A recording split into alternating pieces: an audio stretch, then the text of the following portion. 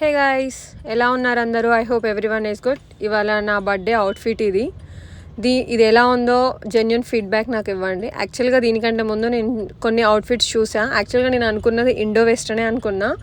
నేనైతే ఆన్లైన్ మింత్రాలో ఒక డ్రెస్ చూసాను, నాకు అది చాలా నచ్చింది. ఇండో వెస్టర్నే, అది ఆన్లైన్లో కాకుండా ఆఫ్లైన్లో, లైక్ బయట ఏదైనా క్లాత్ తీసుకొని సేమ్ యాస్టీస్ అలానే నేను స్టిచ్చింగ్ చేయించుకుందామని అనుకొని ఉండే. బట్ ఆఫ్లైన్ అంటే ఇక మనం షాప్కి వెళ్ళాలి, తిరగాలి, చూడాలి, డ్రెస్ క్లాత్ సెలెక్ట్ చేసుకొని స్టిచ్చింగ్ షాప్కి వెళ్ళి ఇవ్వాలి, ఏదైనా మనకు రావాలి అవుట్ఫిట్. ఆ టైం నాకు లేక లిటరల్గా నేను హైదరాబాద్లో డ్రెస్సే తీసుకోలేకపోయినా. ఇయర్లీ మనకు ఒక్కసారి వస్తుంది, మనకు తెలుసు ఎప్పుడు ఏంటి ఏ టైంకి తీసుకుంటే సెట్ అవుతుంది అని చెప్పి. అయినా నేను తీసుకోలేకపోయినా లిటరల్గా హైదరాబాద్ మొత్తంలో. లాస్ట్కి నేను తీసుకున్నది సూర్యాపేటలో తీసుకున్నా. ఇంటికి ఫెస్టివల్కి వెళ్ళి ఈరోజు నా బర్త్డే కదా, నిన్న సెలెక్ట్ చేసుకొని నిన్న ఫైనల్ వేసుకొని నేను డ్రెస్ అయితే తీసుకున్నా.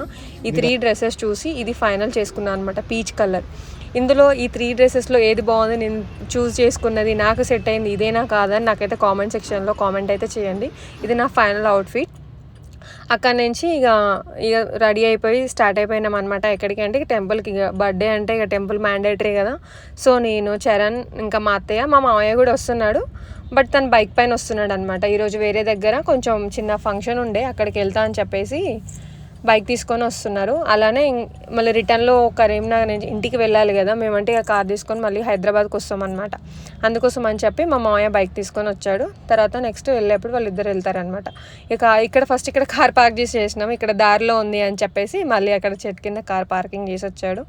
మా మామయ్యని కొబ్బరికాయ తీసుకొని రమ్మంటే కొబ్బరికాయ తీసుకొచ్చాడు అనమాట. తీరా చూస్తే అక్కడ కూడా ఉన్నాయి కొబ్బరికాయలు. ఇది రామాలయం టెంపుల్ అనమాట. రామాలయం టెంపుల్లో ఇది రీసెంట్గా ఒక 1 year బ్యాక్ ఏమో వచ్చింది ఈ టెంపుల్. కన్స్ట్రక్షన్ అయింది, చాలా ప్రశాంతంగా ఉంది. ఇంకా కంప్లీట్గా కాలేదు, బట్ చాలా బాగుంది. లోపలికి వెళ్ళి బర్త్డే కదా అర్చన చేయించారు. మా అత్తయ్య మామయ్య కలిసి అర్చన చేయించుకున్నాము. కొంచెం సేపు అక్కడ కూర్చొని ప్రసాదం తిన్నాము. తర్వాత ఇక బర్త్డే కదా అని చెప్పి పూజారి గారే ఇక నన్ను ఫొటోస్ తీసుకోండి అమ్మా అని చెప్పి ఇక అందరం ఫ్యామిలీ ఫొటోస్ తీసుకున్నాము. అసలు ఇక్కడే తెలియకుండా ఆ రోజు ఇప్పుడు శారీ ఫంక్షన్ అనుకుంటా పాపది, వాళ్ళు షూట్ జరుగుతుంది. ఇక మా పెద్దత్తయ్య వాళ్ళ ఇంటికి వచ్చామన్నమాట. మా పెద్దత్తయ్య వాళ్ళ ఇంటికి వెళ్తే ఇక మా మామయ్య వెళ్ళి కేక్ తీసుకొని వచ్చారు. కేక్ అయితే నాకు చాలా నచ్చింది, తింటే కూడా టేస్ట్ కూడా అదిరిపోయిందనమాట. టేస్టీ ఉంది కేకు. అరే ఫుల్ వర్షం వస్తుండే ఇప్పుడు, అసలు ఇక్కడ చాలా వర్షం వస్తుంది. వర్షంలోనే వెళ్ళి మరీ కష్టపడి తీసుకొని వచ్చాడు మా మామయ్య. ఇక తర్వాత ఇక కేక్ కట్ చేసేసి మా అత్తయ్య వాళ్ళు, మామయ్య వాళ్ళు, చరణ్ అందరు కేక్ నాకు తినిపించారు. సెలబ్రేషన్స్ అసలు అనుకోకుండా, అసలు నేను ఈరోజు ఇక్కడ ఇలా సెలబ్రేట్ చేసుకుంటా అని అయితే నేను అస్సలు అనుకోలేదు. దీన్నే అంటారేమో డెస్టినీ అని. ఇక్కడ నేను చేసుకోవాలని నాకు రాసిపెట్టి ఉంది, అందుకే ఇక్కడ ఇలా అయిపోయింది. నేనైతే హైదరాబాద్లోనే జరుపుకుంటా అనుకున్నా. మా ఇంటి దగ్గర కూడా నేను కొన్ని ఇయర్స్ బ్యాక్ జరుపుకున్నా. ఇంటి దగ్గర అమ్మ వాళ్ళతో కూడా జరుపుకొని చాలా ఇయర్స్ అయిపోయింది. ఈసారి మ్యారేజ్ అయ్యాక ఫస్ట్ టైమే ఇక్కడ ఫ్యామిలీ అందరితో కలిసి సెలబ్రేట్ చేసుకోవడం నాకైతే చాలా హ్యాపీగా అనిపించింది. నా ఛానల్ ఇప్పటివరకు ఎవరైతే సబ్స్క్రైబ్ చేసుకోలేదో వెంటనే సబ్స్క్రైబ్ చేసుకోండి. పక్కనే బెల్ ఐకాన్ ఉంటుంది, దాన్ని క్లిక్ చేయండి. నేను వీడియోస్ పెట్టగానే మీ దాకా వచ్చేస్తాయి. వీలైతే లైక్, షేర్ అండ్ కామెంట్. ఇవాళ చాలామంది చాలా విధాలుగా నన్నైతే విష్ చేశారు. వాళ్ళందరికీ once again thank you so much.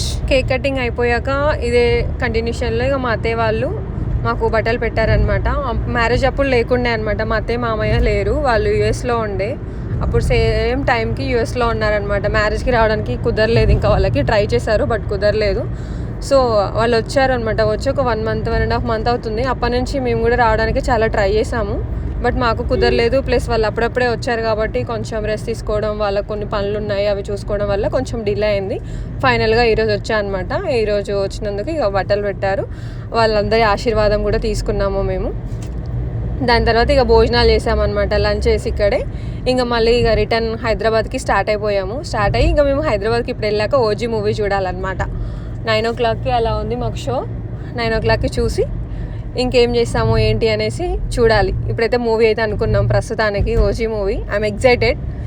Release అయ్యి ఇన్ని డేస్ అవుతుంది. చరణ్ ఆల్రెడీ 2 times చూశాడు. రిలీజ్ అయిన ఫస్ట్ డే చూశాడు, ఆ నెక్స్ట్ డే చూశాడు, మళ్ళీ ఇప్పుడు నాతో పాటు. యాక్చువల్గా మధ్యలో ఇంకొక డే కూడా ప్లాన్ చేసామన్నమాట. సూర్యాపేటకి వెళ్ళినప్పుడు ఫెస్టివల్ డే అయినా ఆ నెక్స్ట్ డే అయినా చూద్దామనేసి అనుకున్నాము.